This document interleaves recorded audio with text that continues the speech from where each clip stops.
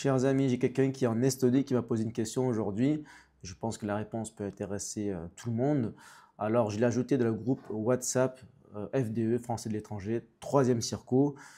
C'est une circo législative Europe du Nord qui comprend en gros le Royaume-Uni, les pays scandinaves, etc. Et il me demande qu'est-ce que c'est que ce groupe, qu'est-ce que c'est que le Renouveau Patriote, qu'est-ce que c'est que ces élections consulaires, est-ce que c'est pas déjà passé, il croyait que c'était passé, ben non, c'est pas passé. Et effectivement, j'en ai parlé récemment, depuis des mois, et peut-être qu'on peut croire que c'est déjà passé parce que voilà, ça fait longtemps que j'en parle, mais en fait c'est l'année prochaine, c'est en mai 2026, ou peut-être un petit peu avant ou après. Mais en tout cas, les dernières élections, c'était en mai 2021 et ça dure normalement 6 ans, mais là c'est 5 ans parce que c'était le Covid, ça a été retardé d'un an. Et donc l'année prochaine, les nouveaux conseillers seront élus pour 6 ans de 2026 à 2032. Voilà. Donc ça se prépare maintenant parce que ce sont des élections de terrain. C'est pas juste voter pour une étiquette ou suivre. Voilà, c'est pas 2 mois avant l'élection qu'on va se bouger pour dire allez voter pour notre liste parce qu'on représente tel ou tel parti. Ce sont des élections de terrain, un peu comme les élections municipales en France. Vous avez peut-être remarqué qu'en France, certains font déjà campagne pour les municipales.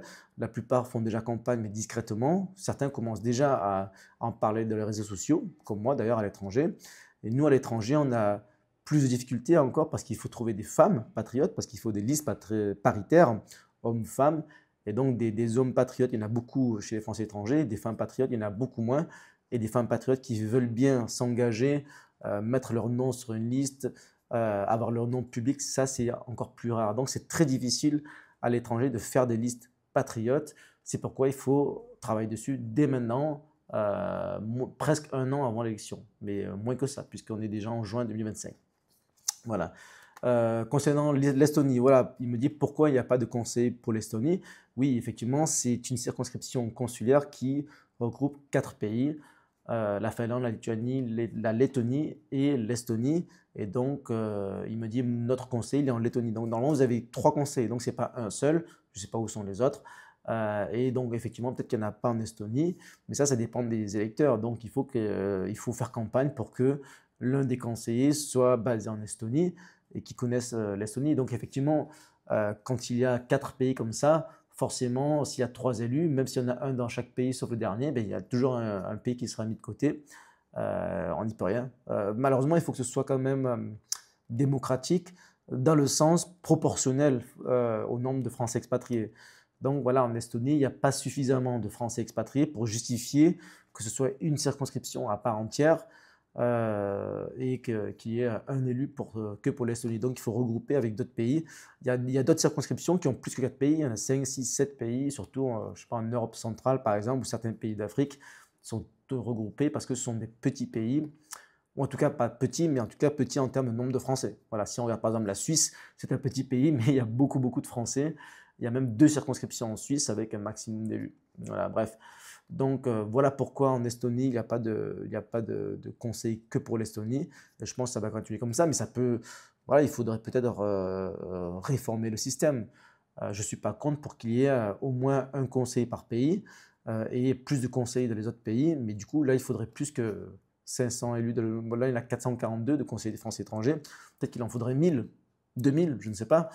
Voilà, mais après, est-ce qu'on est dans on va dire, une tendance d'augmentation des élus à voir. Mais oui, pour la démocratie, pour la représentativité, ça aurait été bien d'avoir un élu que pour l'Estonie, ou comme d'autres pays. Voilà, par exemple, au Laos, il n'y a pas beaucoup de Français, enfin, pas beaucoup, il y en a quand même 1500, je crois, électeurs. Et il y a un seul élu pour le Laos. Voilà. Ils auraient pu faire comme la Birmanie, par exemple, c'est Thaïlande, Birmanie, c'est ensemble. Donc les 4 élus de Thaïlande-Birmanie, en fait, tous les 4 sont en Thaïlande. Il y a 0 élu basé en Birmanie. Mais les 4 élus qui sont en Thaïlande, ils sont responsables de la Birmanie aussi. Tout comme pour moi, Hong Kong et Macao. Il n'y a pas 4 élus pour Hong Kong et un élu pour Macao. Il y a 4 élus pour Hong Kong et Macao. Et nous sommes tous les 4 à Hong Kong parce qu'il n'y a pas assez de Français à Macao. Voilà, donc je pense que l'Estonie est un peu dans une situation similaire, bien qu'il y ait plus de Français en Estonie qu'à Macao, je pense. Voilà. Et dernière question, Français étrangers, FDE, Renouveau Patriote, quelle différence avec le CFI?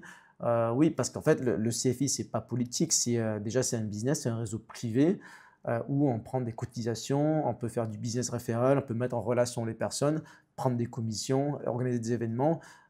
Et en plus, dans le CFI, il n'y a pas que des Français. Et il n'y a même pas que des francophones. À Hong Kong, j'ai pas mal de Chinois, j'ai des Américains, j'ai des étrangers qui viennent au CFI parce qu'ils veulent faire du business avec des Français, ils veulent rencontrer des Français. Et voilà, c'est comme un restaurant. Voilà, on a pas mal de restaurants et des bars partenaires. Leur clientèle, c'est pas que des Français. C'est des Chinois, c'est des Américains, c'est des locaux, des Thaïlandais, bon, peu importe. Donc le business se fait, à partir du moment où c'est business, c'est pas que les Français qu'on vise. Voilà, donc ça c'est le CFI. Et le Renouveau Patriote, là c'est politique, c'est pour s'engager. C'est pas un parti politique, mais ce sont des groupes où on souhaite échanger avec tout le monde, les patriotes, comme son nom l'indique. Et dans les groupes Renouveau Patriote, j'ai des membres du RN, des membres de Reconquête, des membres Les Patriotes, Debout la France, UPR, j'ai pas mal d'UPR. Voilà, donc tous les patriotes sont bienvenus. Et LR, j'ai quelques LR quand même. Normalement, je ne vise pas les LR, mais j'ai des amis qui sont LR parce que je suis LR, j'étais LR à la base quand j'étais jeune et naïf. Et j'ai pas mal d'anciens LR qui sont devenus Reconquête ou RN ou autre. Donc c'est pour ça que je les accepte encore dans les groupes Renouveau Patriote parce qu'ils peuvent toujours évoluer. Voilà, voilà. Donc voilà, Français de l'étranger, FDE, on est répartis par circonscription législative. Donc toi, tu es dans la circonscription, la 3e circo, c'est la plus petite, je crois. Non, mais j'ai quasiment personne de la 9e et la 10e circo. Dans la 9e, j'ai quasiment personne. 10e, il y en a pas mal, parce qu'on a pas mal de contacts à Dubaï et le reste. Mais 3e circo, voilà, on est combien? On est 5, je crois. Il faudrait, n'hésitez pas, voilà, si vous voyez cette vidéo, que vous êtes à Londres, en Europe du Nord, voilà, Estonie, Lettonie, pour tout ça, n'hésitez pas à me contacter si vous voulez vous engager. Il y a toujours des possibilités. Voilà, s'il y a 3 élus, on n'aura jamais 2 élus sur 3, parce qu'il y a déjà il y a trop de gauchistes, de macronistes, etc. Mais un élu sur les 3, un élu sur les 4, comme moi à Hong Kong. Voilà, je ne sais pas, l'année prochaine, peut-être que je ne serai pas réélu, c'est possible, parce qu'il y a tellement de macronistes, de gauchistes à Hong Kong. Mais voilà, il y a toujours une chance d'avoir un élu sur 3, sur 4, sur 5. On n'aura jamais la majorité, enfin, il ne faut jamais dire jamais, c'est possible. Mais voilà, il faut voir ce qui est réaliste. Ce qui est réaliste l'année prochaine, c'est d'avoir, voilà, on va dire une cinquantaine, une centaine d'élus patriotes sur les 500 qu'il y a dans le monde. Parce qu'en fait, il y a 442 conseillers des Français étrangers, mais il y a aussi des délégués consulaires. Je ne vais pas entrer dans les détails maintenant, c'est plus complexe que ça, mais on va dire qu'il y a un peu plus de 500 élus dans le monde entier qui ensuite sont des grands électeurs pour les élections sénatoriales. Ça, c'est encore une autre histoire. Mais en tout cas, sur les 500 élus environ, il est possible, je pense, d'avoir une cinquantaine, une centaine d'élus patriotes. On n'en aura jamais 250, 300, parce qu'il y a trop de macronistes, de gauchistes, mais une centaine, 20% des Français de l'étranger, pourquoi pas? Donc, si vous voulez en savoir plus, si vous voulez vous engager, contactez-moi et on en parle.